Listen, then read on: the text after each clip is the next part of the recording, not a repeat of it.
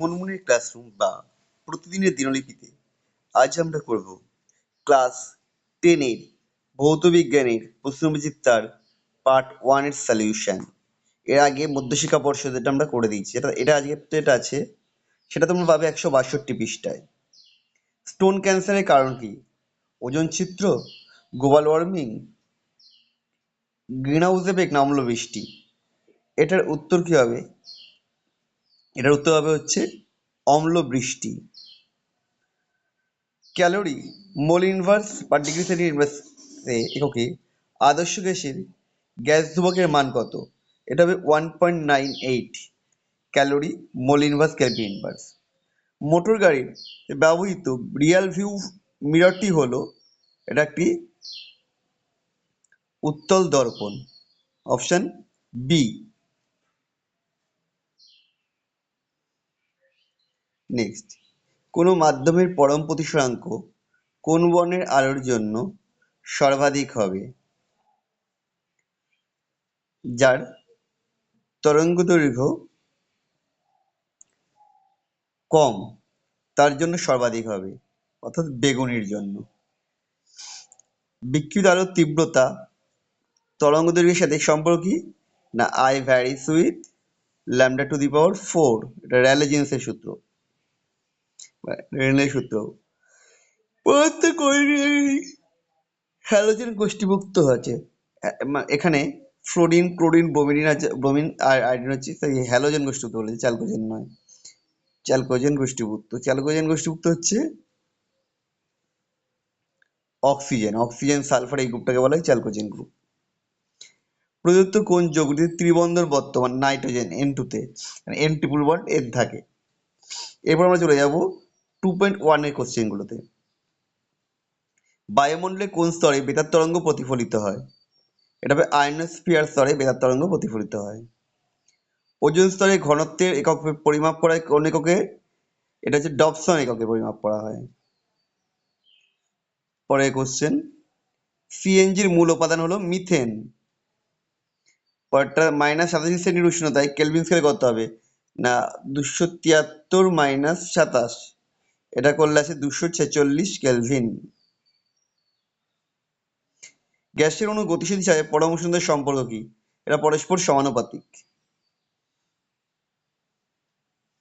অবতল দর্পণ কখন বস্তুর অসৎবিম্ব গঠন করে? ফোকাস ও মেরুর মাঝে বস্তু রাখলে অসৎবিম্ব গঠন করে। একটি সুস্থ ব্যক্তির নিকট বিন্দুর দূরত্ব কত? 25 সেমি। পরেরটা, আপাতন কোণের মান কত হলে স্নেহ সূত্র প্রযোজ্য হয় না? এটা 0 ডিগ্রি হলে। একটি প্রাকৃতিক পণ্যের উদাহরণ হচ্ছে রামধনু। পর্যায় সারণী কোন গ্রুপে কঠিন তরল গ্যাসীয় 3 প্রকার মৌলই পাওয়া যায়? হ্যালোজেন শ্রেণী, 17 নম্বর শ্রেণীতে। এখানে ফ্লোরিন হচ্ছে গ্যাস, ক্লোরিন গ্যাস, ব্রোমিন তরল, আয়োডিন কঠিন। সত্য মিথ্যা বলেছে? মূলত একটি সুস্থির জারক গঠনে সম্পন্ন হওয়ার জন্যই আয়নীয় জগৎ সম্ভব নয়। এটা মিথ্যা, আয়নীয় জগৎ গঠিত হয়। NaCl এবং I2 এর মধ্যে কোনটি কার্বন টেট্রাক্লোরাইড CCl4 এ দাব্য? এখানে হচ্ছে যেটা সমযোজী সেটা দাব্য হবে, আয়োডিন দাব্য হবে। ওজোন স্তরে ধ্বংসে CFCর ভূমিকা, এটা বড় কোশ্চেন। ওজোন স্তর ধ্বংসে ক্লোরোফ্লোরোকার্বন জাতীয় যৌগগুলি গুরুত্বপূর্ণ ভূমিকা পালন করে।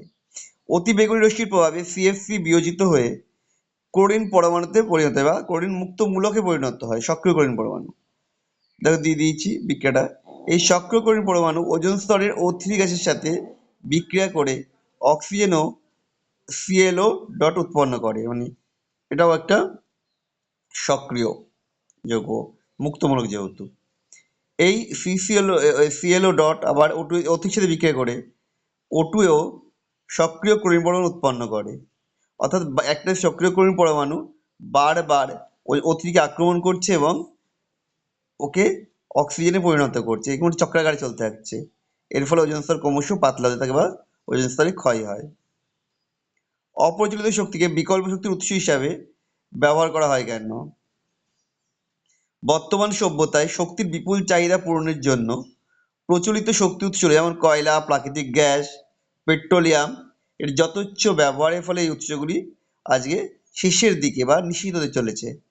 ফলে ভবিষ্যৎ প্রজন্মকে জীবাশ্ম জ্বালানির অপ্রাপ্যতার কারণে যে ভয়াবহ পরিস্থিতির সম্মুখীন হবে তাকে শক্তি সংকট বলছে। এর সম্পূর্ণ সমাধান মানে এর সম্ভাব্য সমাধান হিসাবে অপ্রচলিত শক্তিকে বিকল্প শক্তির উৎস হিসাবে ব্যবহার করা দরকার, যেমন সৌরশক্তি, বায়ুশক্তি, জোয়ার-ভাটা শক্তি, ভূতাপ শক্তি, বায়োমাস শক্তি ইত্যাদি ব্যবহার বৃদ্ধি করা ও জীবাশ্ম জ্বালানির ব্যবহার নিয়ন্ত্রণ করার প্রয়োজন। চার্লস সূত্র বিবৃত করতে বলেছে পরম উষ্ণতার ধারণা কিভাবে পাওয়া যায়। চাপ স্থির থাকলে কোনো নির্দিষ্ট ভরে গ্যাসের আয়তন প্রতি এক ডিগ্রি সেন্টিগ্রেড উষ্ণতা হ্রাস বা বৃদ্ধি করলে 0 ডিগ্রি সেন্টিগ্রেড উষ্ণতায় গ্যাসটির যে আয়তন তার 1/273 অংশ যথাক্রমে বৃদ্ধি বা হ্রাস পায়। এই সূত্র অনুসারে 0 ডিগ্রি সেন্টিগ্রেড উষ্ণতায় নির্দিষ্ট গ্যাসের আয়তন V0 যদি হয়, তাহলে চাপ স্থির রেখে উষ্ণতা 3 ডিগ্রি সেন্টিগ্রেড বৃদ্ধি করলে তাহলে আয়তন কত হবে? VT = V0 × 1 + T/273। তাহলে -273 গ্যাসের আয়তন কত হবে? আসে 0।